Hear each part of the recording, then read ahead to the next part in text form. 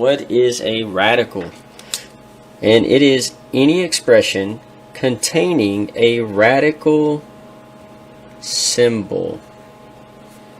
And it looks like that is what you're normally used to seeing on a calculator or when it's written.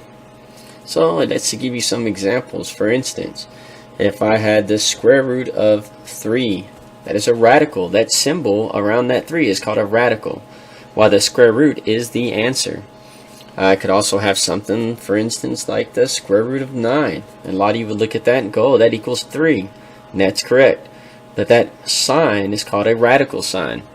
And it could be something as complex as a radical expression, such as 64 x squared y to the second power times z.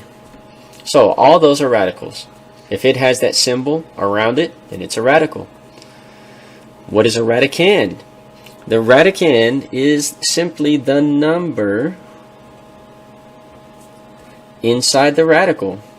Now it could also be a variable. For instance, we could have the square root of 2. The radicand is equal to 2.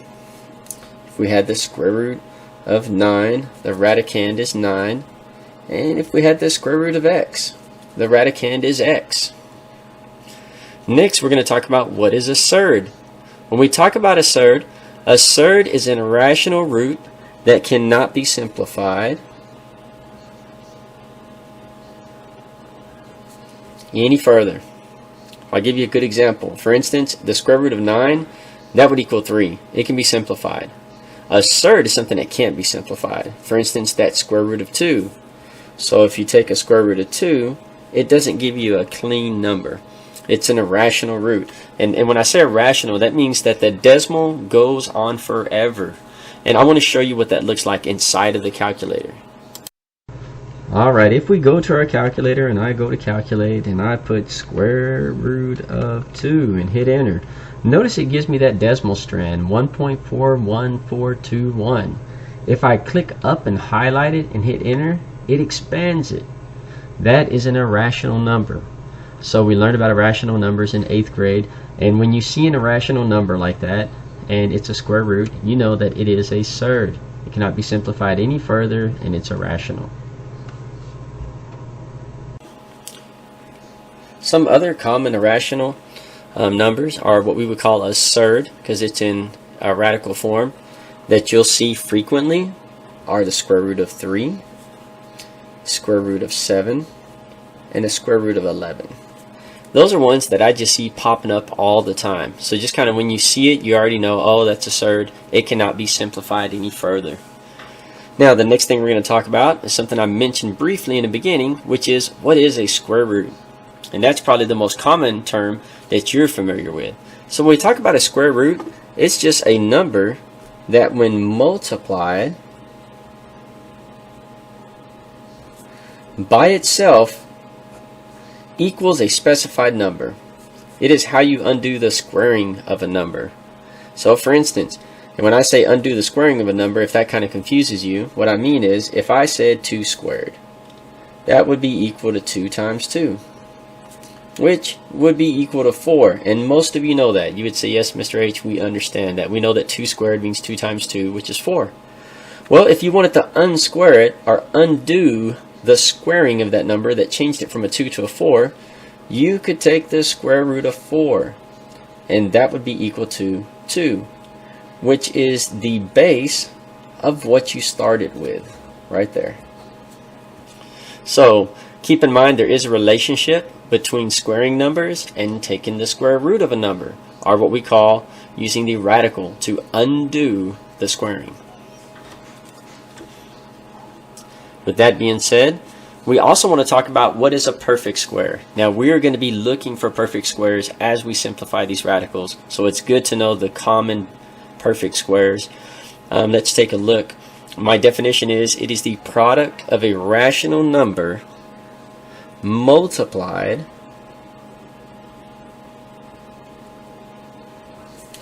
by itself. So that's the official definition of a square root. And I'm going to give you a good example. For instance, 9 would be a perfect square because the square root of 9 is equal to 3. Right? And the way we get to 9, if we wanted to do it, right, how do we get to 9? Well, we just simply say 3 times 3, and that gives us 9. Or we could say 3 squared gives us 9. Because there's this relationship, it doesn't give us some fractional value of a number. It's actually an integer multiplied to an integer, and that's what gives us 9. Then we could say that it is a perfect square. So some common perfect squares would be, for instance, other than 9, we could say square root of 4. That's a perfect square. We could also say another one would be 25. That's one I'm sure you've seen many times. 16. We could say, for instance, 36, and so on, right? Any one that you recognize as a number times itself, that's going to be a perfect square. So 4 is a perfect square, 25 is a perfect square, 16 is a perfect square, 36 is a perfect square, and 81 would be a perfect square because it's 9 times 9. And we could go on and on with it. So perfect square just means that it's going to be some value that we can achieve by simply multiplying a number by itself. Now, with that being said, I do want to go ahead and I want to move into how we simplify a radical and talk about some of the ideas and mathematical concepts that can help us accomplish that. So let's go ahead and take a look at these problems below. So what I found was the best way to go ahead and simplify these radicals would be to use prime, basically take out the prime numbers and search for perfect squares.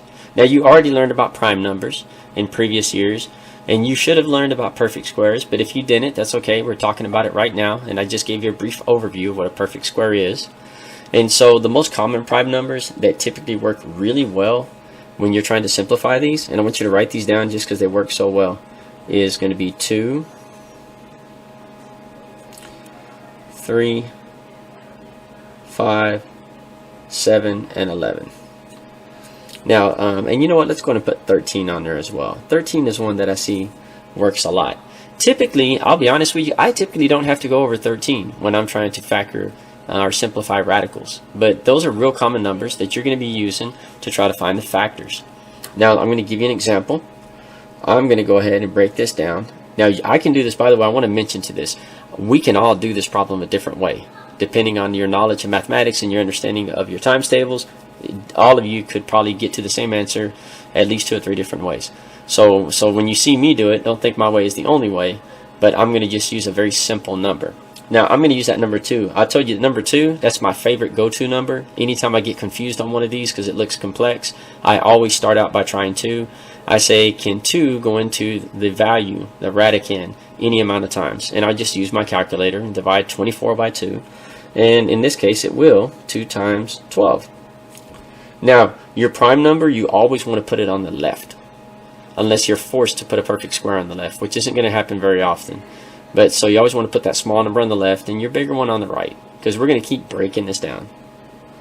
Similar to what you may have remembered as what they call prime factorization. And let's do a 2 again. Can 2 go in to 12? Well, it can. It can go in there 6 times.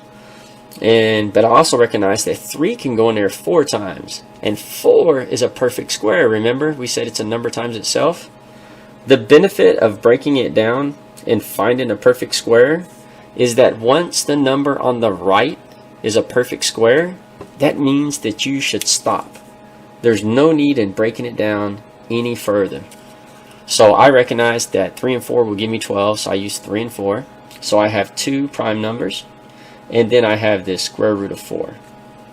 Now, we're not done yet. This is just the first step. So what we're going to do now is we're going to take all these numbers that are on these branches, the 2 that are on the left, we always take all the ones on the left, and then we take our final number on the right. And we're going to actually break down this radical, and we're going to say the square root of 2 times the square root of 3 times the square root of 4. Now, you may look at it and go, well, how did you figure to break it down? Well, when we found the factors of it, the factors are just telling us what we can multiply together to get the radicand. In other words, 2 times 3 is 6, and 6 times 4 is 24. So 2 times 3 is 6, and then 6 times 4 is 24. So in other words, if I multiply these all back together, they would give me 24. Now, it benefits me to break it down like this, because when I do so, I can go ahead at this point and simplify it to its simplest terms. Let me show you what that looks like. Now, we always want whole numbers to be up in the front when we write our final answer. So I'm going to go ahead and find the square root of 4 and write it up here. Now, I know for a fact, just mental math, that the square root of 4 is 2.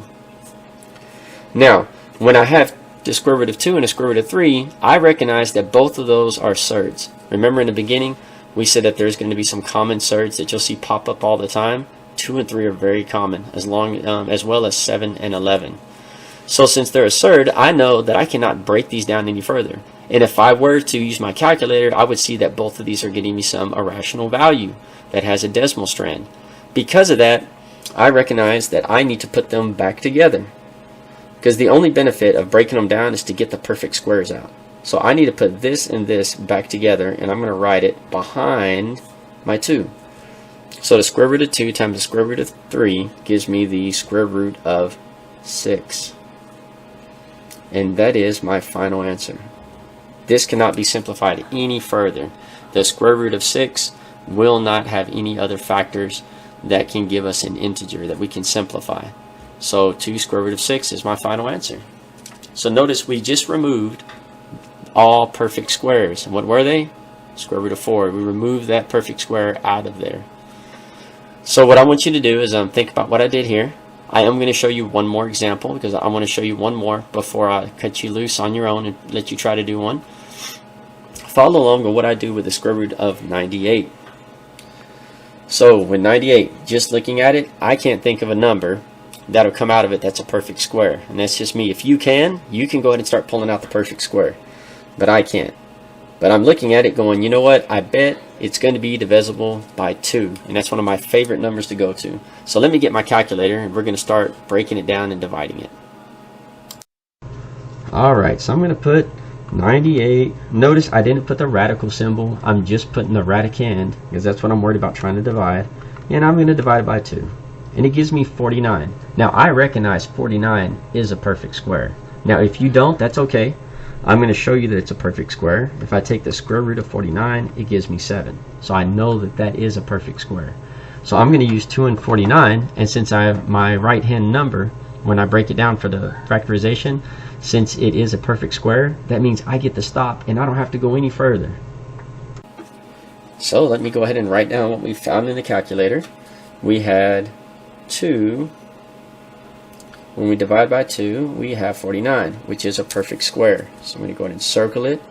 So basically this has been broken down into 2 and 49. So we have the square root of 2 times the square root of 49. And if we were to multiply that back out, it would just give us the square root of 98. Now what I'm going to do is I'm going to do just like I did last time. I always want my integer in the front. So I'm going to say, okay, square root of 49 is 7. I know that 2 is a surd, and there's nothing else to combine it with, so I'm just going to bring it down to the square root of 2. And that is my final answer. I am done. I have officially simplified this particular radical. I want you to go ahead and try this next one. And remember, you don't have to use 2 as your first number to divide it by. You could try 3, 5, 7, 11, 13, any prime number you want. You can use, and the bigger number you use, the faster you'll get to the end. If you use 2's on this one, a big one like this, you might have a whole strand of a bunch of different radicals, but that's okay. You get to choose which way you want to do it. So give it a shot, and then come back to this video and check and see if what you got is what I got. Alright, so here we go. I'm going to go ahead and break this 512 down real quick, and let me go ahead and get my little arrow made, and I'm going to think about what I'm going to divide by. And I think on this one I'm going to go ahead and stick with my favorite number. I'm going to stick with 2. And maybe some of you used a bigger number and got to the answer quicker, but I like using 2. So if I divide 512 by 2, I can just look at that and go, okay, well that's going to be 256. I didn't need my calculator for that one. This is a number that's easier for me to divide. If I divide 256 by 2, because I don't recognize 256 as a perfect square, it'll be 2 and 128. And I still don't see a perfect square, so I'm going to divide it once more by 2. And I have 2, and it looks like 64. Now, I know 64 is a perfect square, so I'm going to stop there. So I'm going to circle my perfect square, circle that 2, that 2, that 2. So notice I have one perfect square, and then I have 3 radicals of 2, right? So now I'm going to write this out to the left. So let me go in and write these out. I'm going to come into this little area a little bit. So I got the square root of 2 times the square root of 2 times the square root of 2 times the square root of 64. Alright, and if you look, all I did was for each one of these 2's, I just made a radical of 2, and then radical of 64. So just like I have 1, 2, 3, 4, I have 1, 2, 3, 4. And if I multiply those all back out, they're going to give me 512. So I'm going to do the same thing that I did last time. I'm going to go ahead and pull this 64 up here to the front, and the square root of 64 is 8, because 8 times 8 gives me 64. Now there is one thing I'm going to do different here. I want you to notice that I have 3 surds that are 2, right? But there is a rule that a radicand times itself is itself. So I'm going to say that one more time. A radicand times itself is itself. So if I have a radicand of 2 times a radicand of 2, it just becomes 2. So let me bring this arrow down. So it's going to be times 2, and not a radical of 2. It's actually times 2, because any radicand times itself is 2. I have this other radicand left over, that square root of 2. There's nothing I can do with that, so I'm just going to bring that to the back. Now, there is some math that I can do here. Notice I have an 8 and a 2, and they are both integers. I can multiply them out. So what's 8 times 2? I hope that you recognize 8 times 2 is 16. And then I'm just going to bring down my radicand 2. And that's my final answer. 16 and a square root of 2.